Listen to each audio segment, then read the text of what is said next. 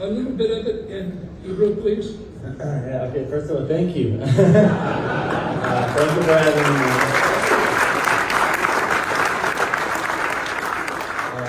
You don't have to talk yet because we're going to have Yeah, your program, but okay, yeah, of course. you kind of want to.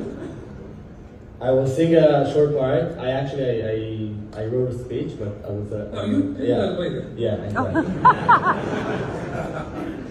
So like Dr. Evans said, while I was in the darkest of the darkest, in the hands of the devil, I kept my faith, and this one Psalm 121, helped me throughout all the way there.